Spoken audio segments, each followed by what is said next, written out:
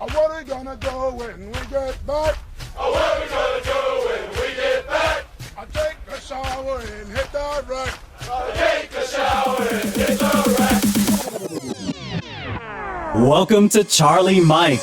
If you're a combat veteran with an entrepreneurial bug and want to know what highly successful combat veteranpreneurs are doing to transform their sacrifice and experience to create their visual reality, then this is dedicated to your inspiring and fulfilling future. And now your host, Dwayne Paro. No way, gotta run, feet, lots of fun.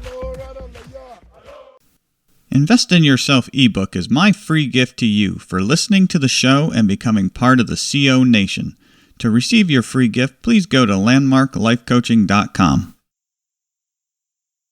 Thank you for joining us on this episode. There are so many veterans with the core strengths to become successful entrepreneurs and continue to make a huge positive impact on our country. Here we highlight the amazing successes of combat veteranpreneurs. Combat veterans for the purpose of this show are soldiers, sailors, Marines, and airmen who have served the United States in wars, campaigns, and in theater on foreign soil or hostile waters. Our guest today is Joe Crane. He's retired from the Marine Corps in 2013 after 24 years of service. He was an AH-1W Super Cobra attack helicopter pilot and completed 2 combat flying tours in Iraq. Joe is now an airline pilot and the host of the Veteran on the Move podcast, your Pathfinder to freedom, empowering veterans through entrepreneurship. Veteran on the Move podcast provides knowledge and inspiration to veterans aspiring to transition to the exciting world of entrepreneurship. All right, Joe, welcome to the show, and thank you for being a guest. Hey, Dwayne, thanks for having me. It's good talking to you again. Yeah, it's very exciting to have you on the show. I've had the privilege of being on your show, so this is great to be able to get you onto my show and talk about your combat veteran experience. So before we get into your entrepreneurial experience, can you give our loyal listeners a quick overview of your military experience? Sure. Yeah, like you said, I was a Cobra pilot, attack helicopter pilot in the Marine Corps. My first 8 years in the Marine Corps was active duty, and then I decided to get out because I wanted to pursue a career in the airline industry.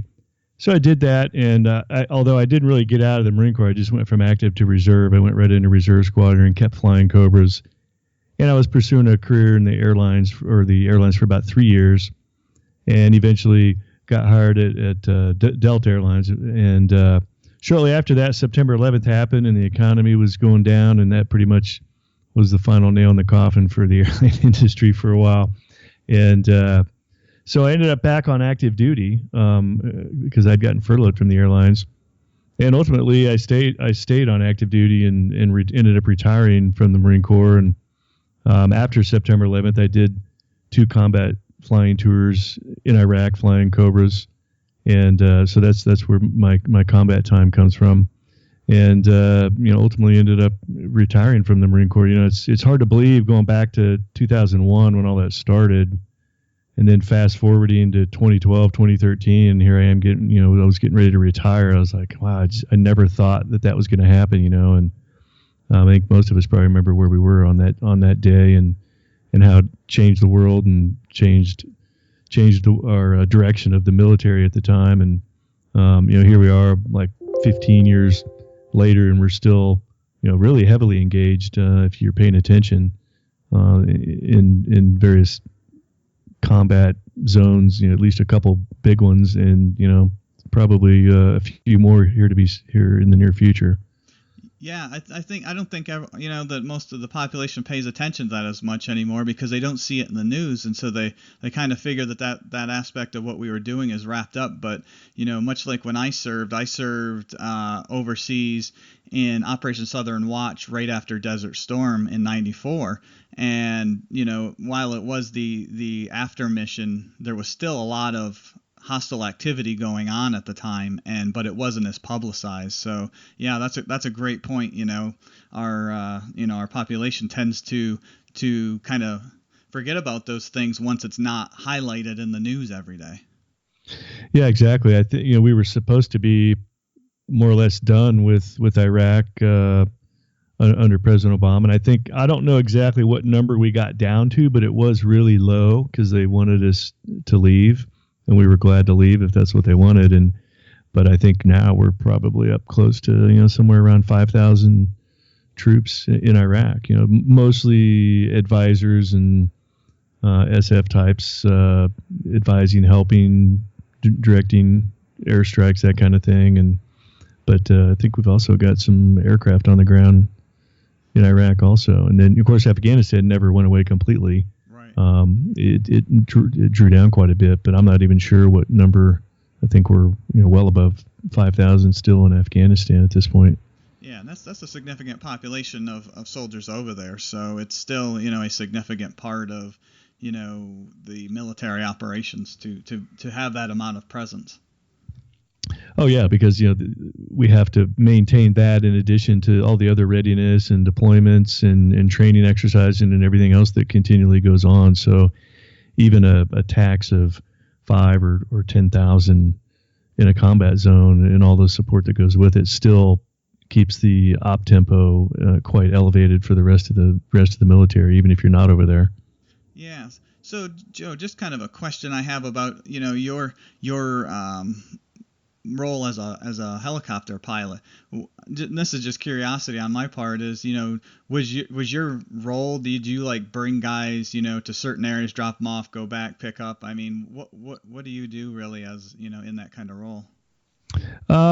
As an attack helicopter pilot for the Marine Corps, our primary mission is to provide close air support to the Marines on the ground. Okay. One of the things, so we had really 3 main missions when we were in Iraq. One of them was CASEVAC, medevac escort. We didn't like the casualty and medevac helicopters flying around by themselves, so they always attached a Cobra to them as an escort whenever they went out. So we basically just chased the CASEVAC, medevac aircraft. And within our squadron, there was a couple of times where the medevac aircraft came under fire. Some interesting stories there. Yeah. The other one was we provided, which was really a big mission. We didn't think of it as much in the beginning, but turned out to be a huge mission, and that was a convoy escort along the highways all around western Iraq. Oh, yeah. So eventually it got to the point where instead of individual convoys tasking us or giving us frag orders, we were just, us and the fixed wing guys would trade off having we would have overhead times that we'd had to cover, from point A to point B along a certain highway. And then if a convoy was coming through that zone, then we would get on the same frequency, ideally, and just be talking to each other as they came on through through whatever sector we were in. There was one time that a convoy did come under fire when we were right overhead with them, and we were able to respond immediately to the buildings that were shooting at them from the convoy. So broad daylight, middle of the afternoon. Just I don't know. I think the guys in the couple of buildings probably didn't realize what they were doing, they just started shooting at the convoy, and the convoy's returning fire, so we can see what building, and they're on the radio yelling, "We're taking fire!" And it was us, a Cobra, and a Huey, and we were both helicopters were able to roll in on the couple of buildings and spray it with the Hueys carried 50 cal, and in M60 version we had 20 millimeter. Wow, yeah, I find that stuff interesting because, with an Air Force background, I'm always intrigued by the air support that's provided in campaigns. It's always funny, Air Force and, Marines, the Marines will say that, the Air Force guys are the best taxi drivers they have, right? Except they drop them off in the worst places known to man. That's right. Well, so the third main mission that we always had was any direct close air support, and that was in response to a troops in contact. So we had strip alert. It was a 15-minute strip alert, but we had it down to when we got the call, we could be airborne in about 8 minutes, and that included starting up, arming, the aircraft, running to the aircraft. Yeah. And we could be in the air in about 8 minutes. We just got so good at it because that's all we did every day.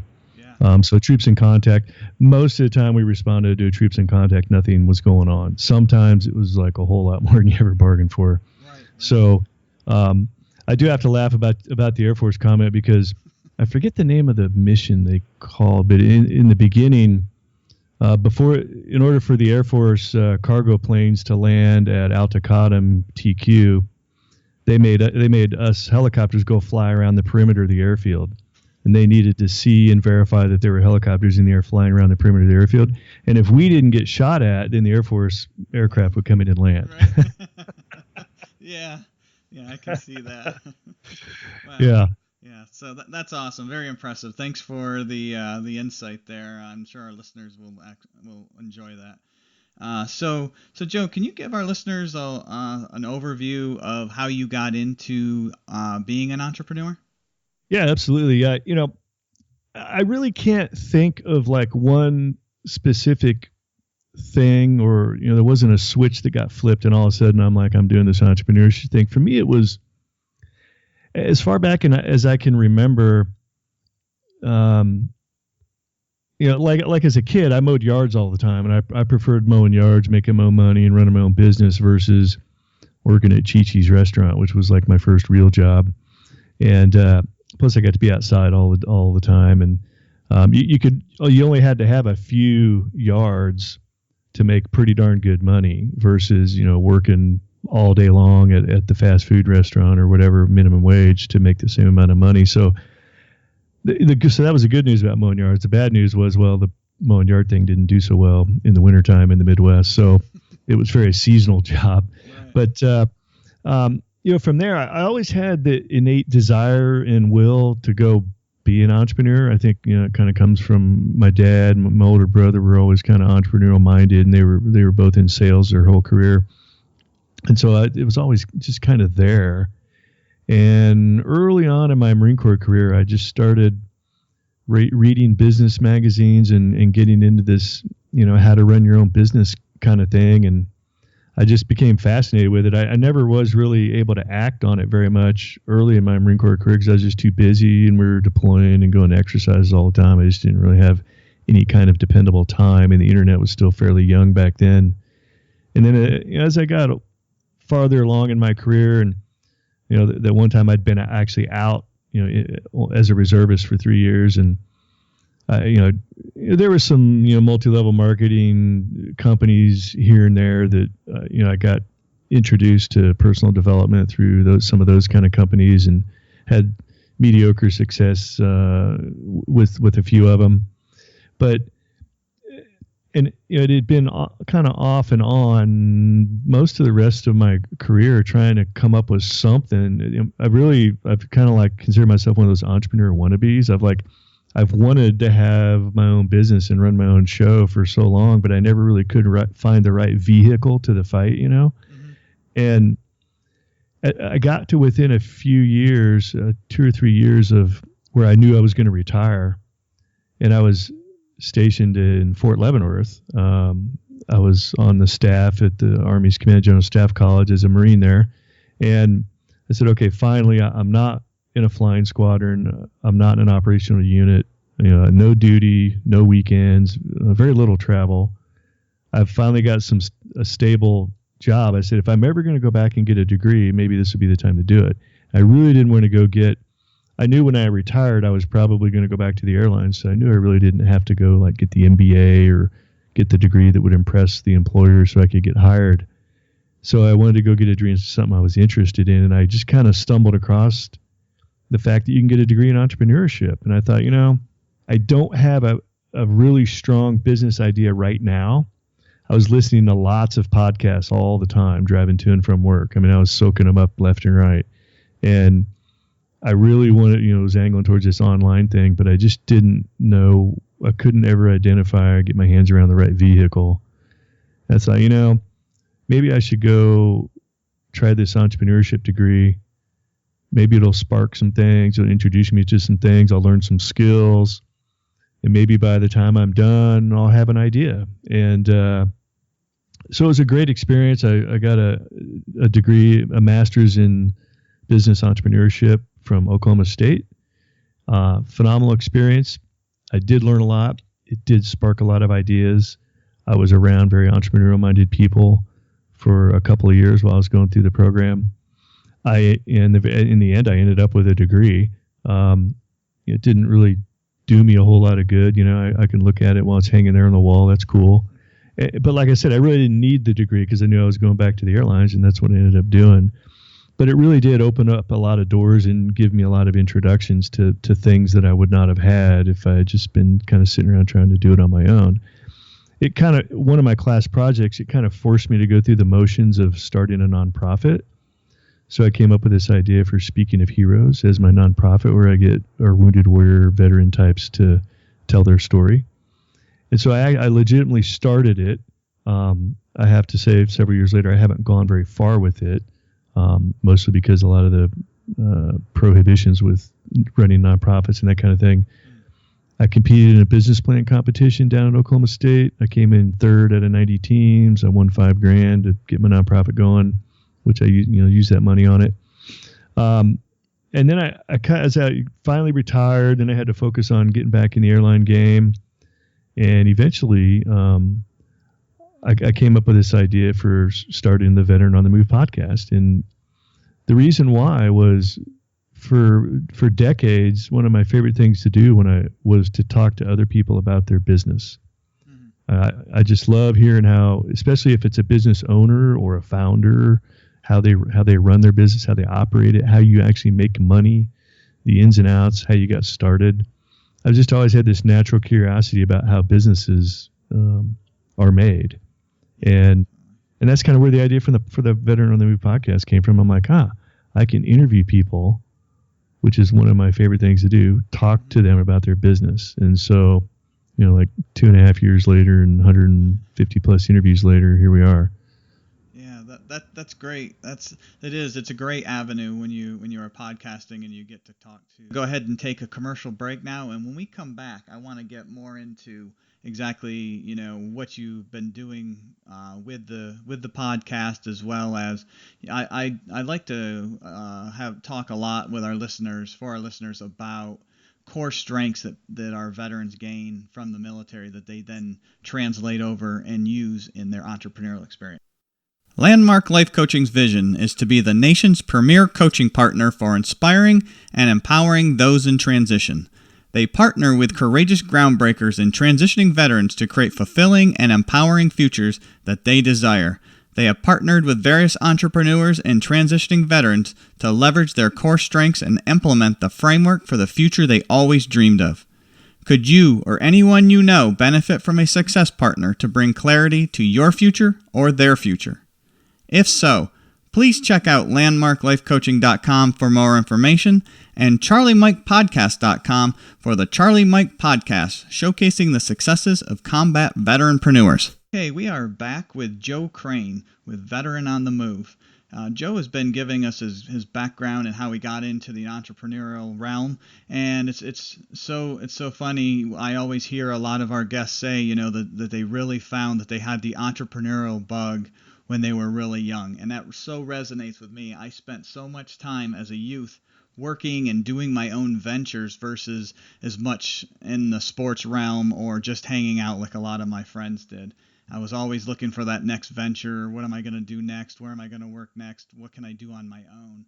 And so, yeah, that definitely resonates with myself and a lot of our listeners and prior guests that we've had, that it just seems to be inherently born in an entrepreneur, that spirit to be an entrepreneur and do their own thing. So just before we went to break, Joe was telling us about how he got into his progress into launching Veteran on the Move and the benefits he's gotten from interviewing so many different guests that are entrepreneurs.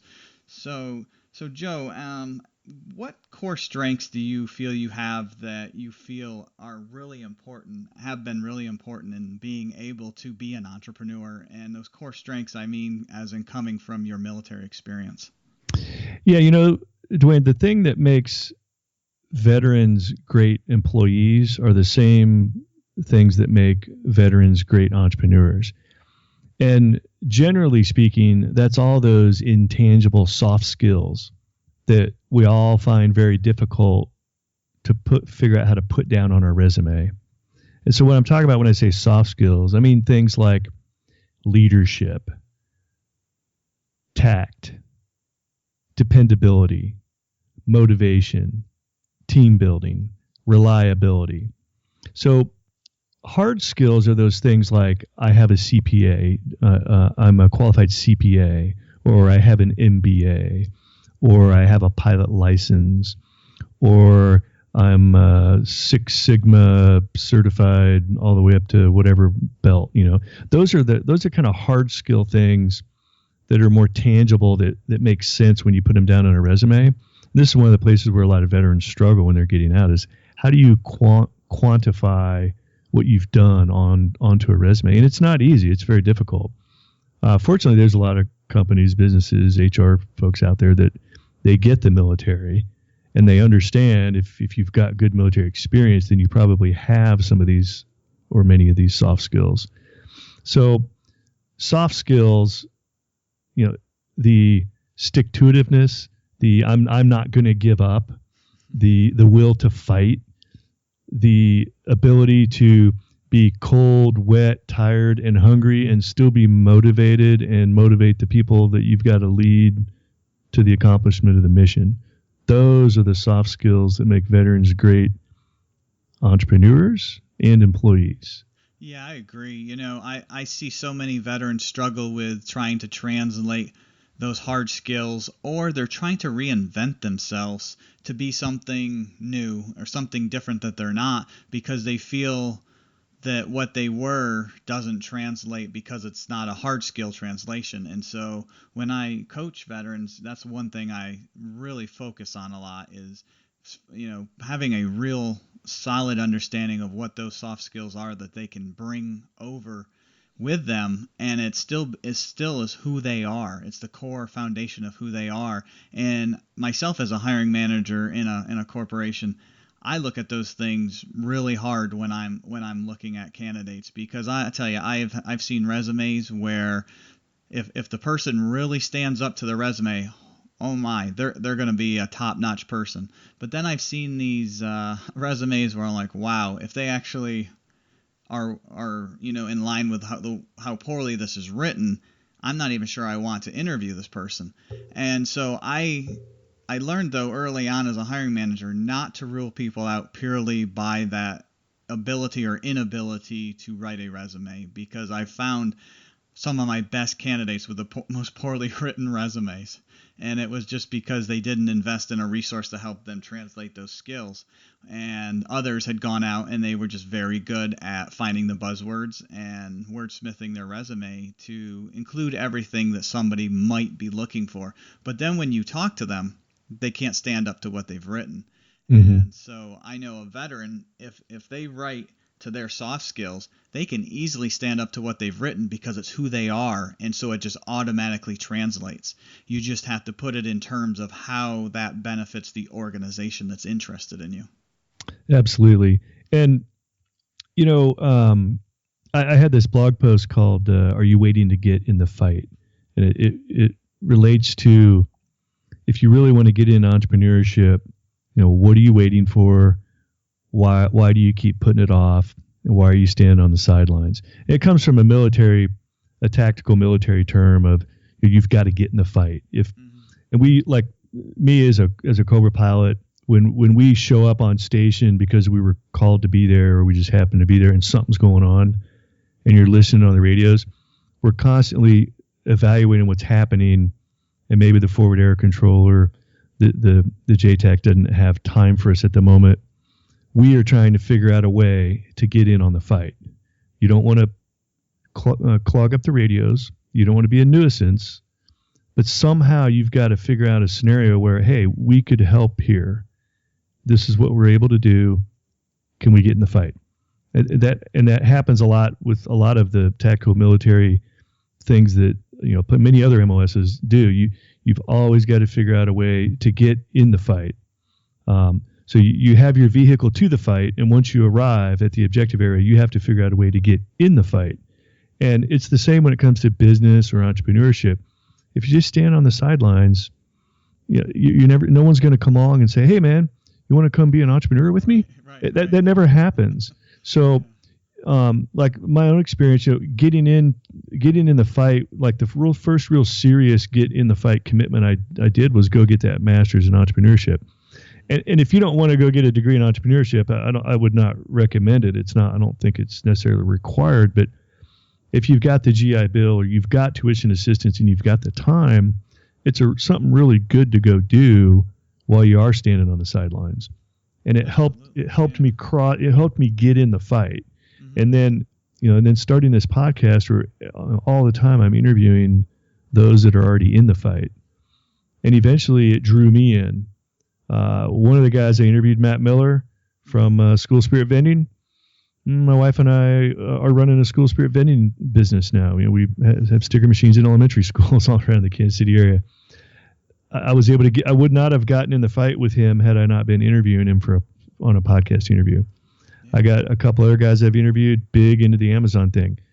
We've got a few products on Amazon now, so we're running an Amazon business, and it's one of those law of unintended consequences.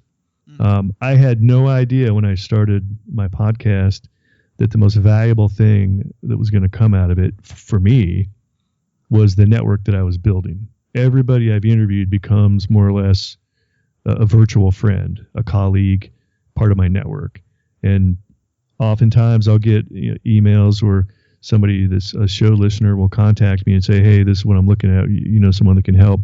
And I know exactly who I can send them to. And it's usually one of the guests on my podcast. So unintended consequences, and you got to get in the fight if you're ever going to do this. And the sooner you get involved with it, some opportunity, you'll meet someone, an idea will come to you, and then you can start running with it. But if you never jump in, if you wait till everything's perfect, it'll never happen. Yeah, no, that is a great analogy. I haven't heard that one before, and so that is amazing. That's definitely spot on for entrepreneurs. Yeah, you've got to get in and you just got to go for it. I mean, I can remember when I started my life coaching practice, I was on vacation in the summer in my RV, sitting outside on the laptop, just knowing what I'm doing during the day has been great. I've reached kind of the pinnacle of my career as an executive in the IT field. And my son's going to graduate in a few years, and I know I got to start now if I'm going to have something in place then. And so I remember just doing research, and then all of a sudden I was just said to my wife, who's always extremely supportive of what I do, luckily, I said, I just submitted to start a coaching practice, and I just submitted to start training for being better at coaching. And she's like, oh wow, that's great. I probably would have fell over and said, you just did what? And you didn't say anything. I mean, she kind of knew over time I'd been thinking about things, but it was like I knew as soon as I hit the button to submit both of those things, I was all in, and the journey would start, and it would be what it is. And it is definitely not where I thought it would go. It's actually better. So, having some amount of plan was great, but I'm not even anywhere near that plan, because things, like you said, you get in and they lead to opportunities that you wouldn't even have anticipated. And so, but they're clearly an opportunity, and you seize those opportunities and you just go with it. And that's probably one of the more exciting things about entrepreneurship is you grab those opportunities and you kind of ride the wave, and you'll know if it's right or not right by gut feel. And or if you ride the wave and you're like, okay, I'm getting off this one. This wasn't exactly where I thought it was going, or isn't exactly what I want to be doing. But yeah, it's a matter of just getting in there and going, because you can sit and procrastinate and think of a million reasons why not to do it, even though your heart's saying, man, I really want to do this. Absolutely. And your podcast is fairly new, and I'm sure you went through the same thing with, okay, I got to start this podcast. How am I going to get it going? What if once I get it going, how am I going to keep it going? And I had the same fear, like 2.5 years ago when I started. I was like, I only had 9 or 10 people on my list of people that I planned on to interview in the beginning. Mm-hmm. And finally, I just started sending them emails saying, okay, let's start this interview. Let's get an interview going. Yep. And then when I launched, I probably only had about that many in my queue. Uh-huh. And so who's going to be number 11? Who's going to be number 12? I don't know right now, but the podcast just went live and I've got to come up with one new interview every week. Mm-hmm. How's that going to work? How am I going to pull that off? Hey, like 150 plus interviews later, it's still going and I've never missed a Monday. that exactly. I mean, that's a great example because, and that's the way a business is too, right? You don't necessarily know where that next contract or the next client's coming from. Mm-hmm. But you got to stay in the game and you got to keep going no matter what. And even when you hear more no's than yeses, and you just got to keep going. And it's all about the numbers. I mean, there's all kinds of books written about it from a sales perspective. I mean, you gotta have so many opportunities going so that the few that are going to be the ones that stick fall out of that. But those ones that don't, I found those opportunities that don't necessarily come fully to fruition, I've learned a lot through the process, and actually the things that I was doing to prepare for them have prepared me for some other opportunity that I'm pursuing with it. So it all can really be used and valuable. And of course, we only learn the most from those things that don't go as planned anyway. So they're all great learning opportunities. Oh yeah, as much as we don't like to admit it, you always learn way more from failure than you do from success. Yeah. So Joe, what's one of your next major milestones as an entrepreneur? What do you kind of have out there on the horizon that you're like working towards, or Well, right now in the last 6-9 months, I've tried to divest myself of real estate. Okay. I had we had like 5 rental properties. And at one point we had like 3 rehab properties going. It was just killing us, and it was killing me. And I hated being a landlord, because in my mind I came to the conclusion that when you're a landlord, you work for the tenant. It's not the other way around. So I've heard that. Yeah. I just had to get. Some of the properties I collected because of PCS moves around the country. I was in the military, but some of them I bought for investments, and a couple of them have worked out okay, but the other ones haven't. So it's kind of like a net loss. It's just been a drain to me mentally, emotionally, and financially too. So I'm glad to. Supposed to be closing on number 4 this week, and hopefully in another couple months I'll get rid of my last rental property, and it's just kind of a very freeing moment for me. Like I said before, we've still got our School Spirit vending business, which is much more of a brick and mortar type business. It's not an online business. And then right now I'm in what you call the grind on Amazon, where you're trying to rank your products and get them elevated up to the top to where they start to become real popular and start selling a lot. Okay. And the grind consumes a lot of my time right now. It's fun. There's a lot of different aspects to business involved, and being on Amazon, it's a phenomenal platform, and I love being around other Amazoners that are working at it too. So I'm in the grind. I'm like in the new phase, but I've intentionally joined a couple of Facebook groups, and one of them I pay to be in,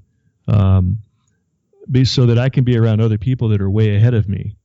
And these other people that are way ahead of me always come back and answer my questions, and because they remember what it was like when they were in the grind. Right. Exactly. So that's where I'm focused now, and I'm trying to grow the podcast and make it better.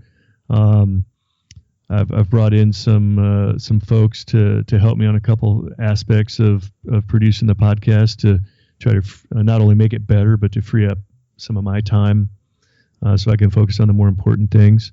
You're kind of right now. You're kind of in the grind of getting a podcast going, right? Oh, absolutely. Yeah. You know what that's like. And I think once I launched on the 6th, it was like kind of a little bit of a sense of relief, because now it's out there, and it's actually doing well with downloads so far. I mean, we're only a week into it, but it's doing well, and yeah, there's a lot to it before you launch. You don't really realize it like anything before you launch. Other people make it seem so smooth and so easy because you don't see the behind the scenes grind. Oh, yeah. Yeah, no, so yeah, that it's a great opportunity though. I really love it, just exactly for the reasons you explained. But that's great insight you gave to the listeners about you kind of got to know when to divest yourself of certain efforts, right? They're good for a point in time, and then you got to know when to divest yourself so that you can focus your attention to do better things in the areas that are more of interest at the time. So having those multiple things going. But no, this property part's it's kind of killing us right now. We got to divest it. And, and that's not a bad thing. It's not a failure. It's the times have changed. Things are different. It's not our focus, and it's probably maybe in some cases not exactly what we hoped it would be. So let's make that change, and you get that sense of relief that, okay, we did it. Great experience, learned a lot from it. Now let's go do something fun. Yeah, and especially with the online world, the way things are nowadays, and at this point in my life, having been, moving, or not only was I anchored when I was living somewhere, but I was also susceptible to packing up and moving or deploying at any time. I love the idea of having a business that's portable. Mm-hmm. So that's where the Amazon business comes in real handy and is real nice, because being mobile most of my career, after I've lived somewhere for about 2-3 years, I start getting anxious and almost feel like I have to move again, even though I don't have to move anymore. But as kids get older and life changes and things like that, maybe I do want to pack up and go to Florida in the wintertime, or Arizona or Southern California. And if I'm running a bunch of businesses that rely on me to be there every day, then I'm not free. To me, the whole reason for running your own business is to gain that certain amount of freedom. So that's why I love the concept of a mobile business, where especially when you can get on autopilot, and it's not necessarily on autopilot, but you've got a team built up around you that's running things day to day, and you're just kind of overseeing stuff and jumping in when you need to. Yeah, exactly. Yeah. All right. Well, Joe, this has been an amazing conversation, and I want to thank you for being on the show. But before we go, I wanted to give you an opportunity to give our listeners any of your contact information in case they want to get in contact with you. Oh, yeah, absolutely. You can go to veteranonthemove.com, check out the website and the podcast there. And, it's also on iTunes, Stitcher, SoundCloud, Google Play, or any of the other ones that I can think of. And my email is joe@veteranonthemove.com, JOE. So, but I also want to put a plug in for the Veteran on the Move Facebook group. It's a closed group, but if you're a veteran or somebody from the veteran community, spouse, a lot of spouses in there too, look us up on Facebook. Just do a search for Veteran on the Move. We've got the page and the group. I encourage you to join the group, and you can get in there and converse with other entrepreneurial-minded folks from the veteran community. I like to say veteran community because it is not just veterans; it's guys that are still in. It's a lot of military spouses that are in there. And anybody that I've interviewed on the podcast, I personally invite them to come into the Facebook group also. So feel free to get in there, and once you join, introduce yourself and start asking questions and collaborate. All right. Well, awesome, Joe. Well, thank you again for being on the show, and most importantly, thank you for your service to our country. You bet, Dwayne. Thanks for having me, and thanks for your service also. Appreciate it. Remember, loyal listeners, we are the home of the free because of the brave. Thank you for tuning in to Charlie Mike Podcast with Dwayne Paro. Our objective is to bring successful veteranpreneurs to help inspire and provide insight into what helped them become successful, with the hopes you can take away various strategies you can implement in your entrepreneurial journey. Visit us on iTunes, leave us a rating and review, and let us know what you thought of the show. Thank you for tuning in, and we'll see you next time. Hoorah!